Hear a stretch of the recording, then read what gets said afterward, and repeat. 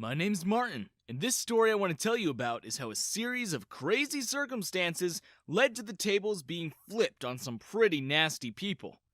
Now, I've never been rich. Far from it. I spent the majority of my life either working or, more accurately, looking for work. It got to the point that I basically couldn't afford a home anymore. I had no money, no job, and no home. This might sound like the start of some tragic story, or a story of how I pulled myself up by my bootstraps, as the older generation would say. No.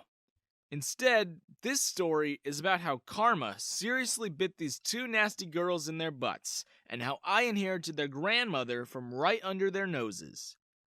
One day, after being broke and couch surfing between friends and family for a couple of weeks, I finally got a job interview. I was hoping for a store, or even an office. Instead, it was for a groundskeeping position. But hey, it came with a place to live and everything. I put on my clothes and went to the address where I saw the biggest mansion in my life. This place must have had 100 rooms to it. But the address matched, so I might as well try. I rang the doorbell and some guy in a suit answered it. I explained to him that I was here for the interview and showed him the piece of paper. We looked at each other for a while before he finally led me down a long hallway that led to a huge door with an old lady sitting on the other side. I told her the same thing that I told the man at the door, and showed her the piece of paper that was starting to get crumpled in my hand. She told me that she was the one that put up the advertisement for a new groundskeeper. Her old one retired. She didn't ask me too many questions before deciding that she wanted to give me a chance. I didn't even realize for a minute that she had actually given me the job until I was being led outside to a small shack that would be where I lived. Next to it was a shed with all the tools I would need to upkeep the grounds. I was actually starting to like my job. It was hard work, but the pay was good, and the old woman was extremely nice to me. She made sure that I was fed and had everything I needed. It got to the point that even when I wasn't working, I would hang out in the house with her, helping her with other things she might have needed without it feeling like it was even a job. It would be weird to say that it felt like I was friends with this woman. It was more like it felt like she was almost my grandmother. Sometimes I would even forget that where I was living was work, because it just felt like home to me. The one thing that was not perfect about this situation was that I was not the only one living in the mansion with her. She had two granddaughters that lived off of her money, and didn't seem to ever work a day in their lives. They would snap their fingers at me and try to order me around as if I was their personal servant. I knew that my job didn't entail taking care of the two of them, but I didn't want to lose my job, so I usually did what they asked of me. Unlike their grandmother, these girls were extremely unkind to me. Sometimes, when they knew I was standing within earshot, they would talk about how poor I looked and how degrading it would be for them if they had to have a job playing in the dirt. They liked to call me for help and remind me that I was poor and desperate for this job. When I would do something for them, they would have a coin in front of my face as if I were an animal that would dance for it. The two of them also liked to constantly make fun of me. They told me that where I lived didn't even seem suitable for a dog, but seemed to suit me perfectly. They would speak as if I were illiterate and acted as though I didn't have an education, which I actually did. They would laugh and tell anyone that came over that their grandmother hired some crazy homeless person to cut the grass because they couldn't find anybody else willing to do dirty work like that.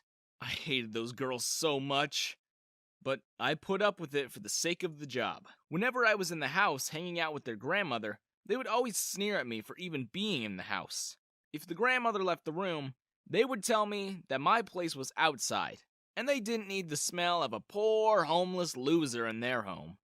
I never told the grandmother how they treated me, and they seemed to treat me a little better when she was in the same room. One day, when they weren't around, I had asked the woman how she ended up in this luxurious condition that she was able to afford. She smiled softly and explained to me that she had to work very hard and had a lot of luck to obtain the wealth that she has today. She confided in me that she wished her granddaughters would see the people working around them, and it would make them feel grateful for what they had. She thought they might even see how happy people were working, and want to go make money for themselves. Instead, she was disappointed at the fact that they seemed to just spend her money without any regard and barely even spoke to her. As the days went on, I could tell that the woman was not feeling very well. There was a spot in the backyard that she always wanted landscaped with fresh flowers because she would like to sit out there and watch the sunset. I noticed sometimes she would skip a day and that it was happening more and more frequently. One week, she only came out one time, and even then, it looked like she was struggling. Even though I knew it wasn't my job, I would go inside the mansion and make sure to help her with everything that she needed. I would see that her granddaughters would completely bypass her to go to their own things instead of helping her sickly grandmother. It made me so angry to watch them do this to her, just abandoning her while going out and spending all of her money that she worked hard for. A couple weeks later, the day that we all know what's going to happen came. In her sleep the night before, the woman had died peacefully, and hopefully without pain. Even though she wasn't my flesh and blood, her death had hit me hard. Even though our relationship had started out as employer and employee, I felt that I had truly bonded with her. Her death put me into a depression, as if I'd known her forever. I would go outside and start planting as many of her favorite flowers as possible. Seeing as she would never be out there to see them anymore, it felt like the right thing to do. If I was going to leave this job, I was going to make the grounds look the best they ever did. I didn't want to hang around her room while we waited for someone to come collect the body. I did notice that her granddaughters seemed to be glued to the spot. This was the longest time that I had seen the granddaughters being near her since I started my job here. From the minute the body was found until the funeral, they wept loudly. I knew I wasn't family, but I went to the funeral and sat in the back, reminiscing in my mind about the wonderful woman. One man came up to me and asked if I was Martin, and shook my hand. He told me to meet me back at the mansion after the funeral, and that we would talk. I was worried that he thought I was related to the woman, and invited me back to a family event.